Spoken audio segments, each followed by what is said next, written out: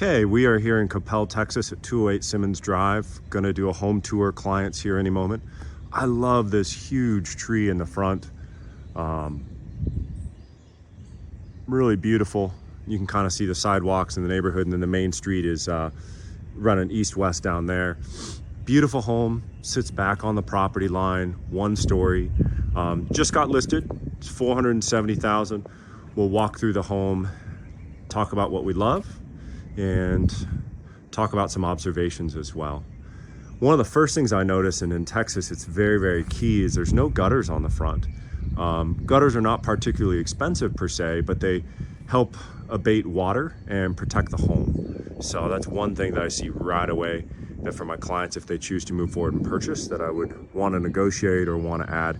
Like you can see on that house next door, it has a really nice gutter system. Everything drains to the center point and moves off. But let's go in and let's take a look at this home. So as we walk in, I immediately see some positives and some opportunities, I would say. I'm 6 foot tall, and we're met with this structural beam, load-bearing wall perhaps. So I don't know if that's something that could be changed or brought up, but as you can see, as a 6-footer, I can touch it pretty quickly. So it kind of obscures the openness, but we have this really nice hardwood floor. And this hardwood floor is about a 2-inch in width. It's a really tight hardwood floor that they used in the 1980s and 90s, really prevalently almost everywhere. The only negative thing with this type of a hardwood floor is if water sits on top of it, if you have a washer and dryer flood, it bows and it cups really easy. Cupping is just kind of a pattern where it warps essentially, but it's something that's a very classic hardwood design, and some people really enjoy that. So off to the right are the bedrooms. Here's the front entryway, looking back over the front. I've gone ahead, turned on all the lights. With the lights off, the good and the bad plantation shutters like this provide a ton of privacy for the owner, which is excellent. But if we were to shut them all, they actually obscure a lot of the light. So it's gonna feel very dark in the house, especially with kind of these earth tones. You can kind of glance and see over there on that wall line. But I do like, as we come in, we're met with a really nice open space. There's a family room area over there as well, game room we'll go into in a little bit. Walk down this hallway, we've got bedroom number 1. It's got some built-ins, which is nice, to our right. Standard size bedroom with closet. Okay, carpet in the bedrooms. Then immediately to our left, we're met with this bathroom, and it's showing its age a little bit. Walls and dividers like this were more commonly built in the 90s and maybe even up to the early 2000s, kind of a lower sink on tile. So we walk to the end of the hallway, we've got bedroom number 2. And a little closet, and again, plantation shutters. And this is the primary. Primary has a semi-tray ceiling where they created a little bit of lift to give it a taller feeling. Kind of a narrow opening to our master bath. We have his and her sink. We have a shower.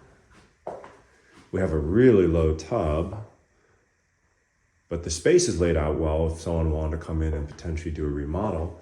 Then we've got the slide-in closet here that has some shelving, but it's on the modest size.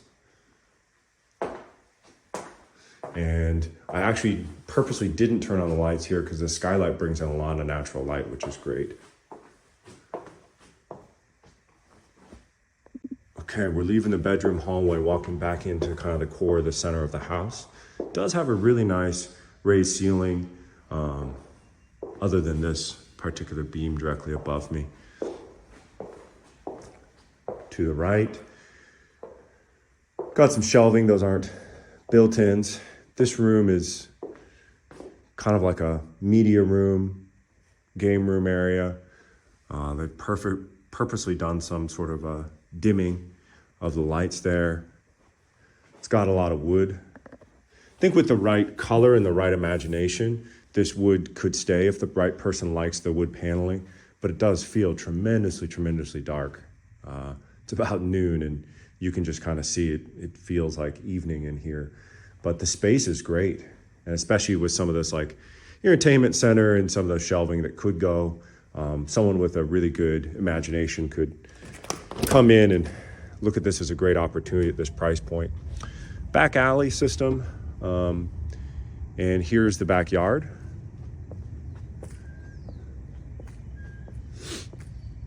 Backyard does have gutters, which is good. It's good size, just large enough, but not a chore from a maintenance standpoint by any means. Okay, we're walking through our game room media area back into central area. There's the front door for reference. And we are now in the kitchen. Kitchen is very dated.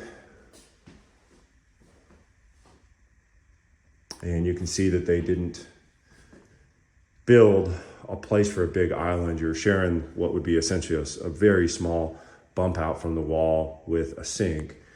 This is probably where most people's taste, they're gonna have to do a lot of remodel, and a lot of spend would go in here over time. You do have a drop-in electric stovetop, and it looks like that vents outside to the exit wall. Cute little breakfast nook area. You've got nice space from the neighbors, little side yard there. And then we've got the garage directly ahead of us. And this is our laundry space.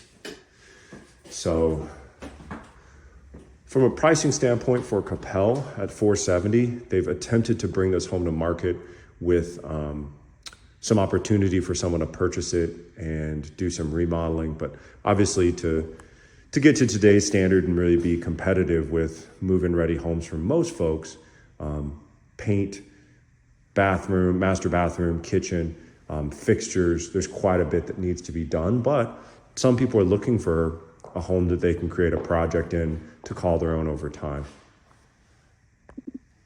Last thing I will note, and I do this for clients, I'm obviously not an inspector, not a contractor, but I do look for how a home has settled over time.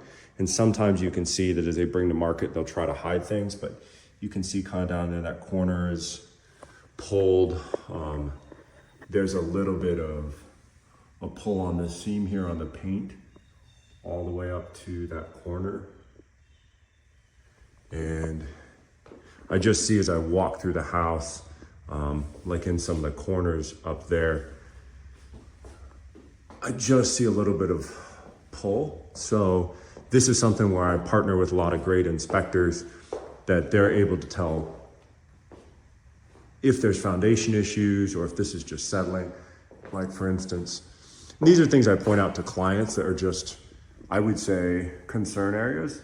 They're not guarantees that there's a problem, but a lot of times a prospective homeowner is going through so much in their mind.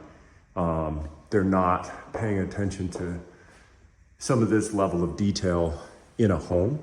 So I think it's important to point these types of things out in the home. Again, this is far from conclusive, but I